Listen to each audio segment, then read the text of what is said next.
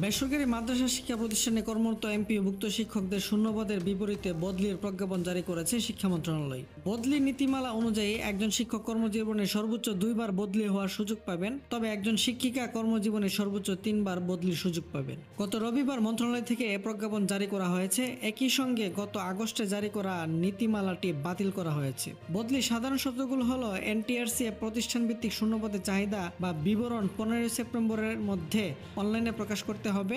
বদলির জন্য 1 থেকে 30 অক্টোবরের মধ্যে অনলাইনে আবেদন করতে পারবে। 30 নভেম্বরের মধ্যে বদলির আদেশ জারি হবে। 30 ডিসেম্বরের মধ্যে নতুন কর্মস্থলে যোগদান সম্পন্ন হবে।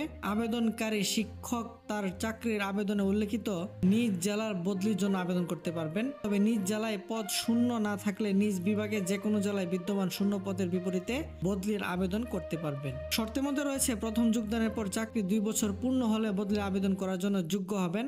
বদলি হয়ে নতুন কর্মস্থলে যোগদানের পর ন্যূনতম 2 বছর কর্মে নিয়োজিত থাকার পর পরবর্তী বদলির জন্য আবেদন করতে পারবেন। একজন শিক্ষক কর্মজীবনে সর্বোচ্চ 2 বার বদলি হওয়ার সুযোগ পাবেন, তবে একজন শিক্ষিকা কর্মজীবনে সর্বোচ্চ 3 বার বদলির সুযোগ পাবেন। একটি শূন্য পদের জন্য একাধিক আবেদন পাওয়া গেলে জ্যেষ্ঠতা, নারী ও দূরত্ব বিবেচনা বদলি অনুমোদন করা হবে। চাকরিতে প্রথম যোগদানের তারিখ থেকে সিনিয়রিটি গণনা করা হবে।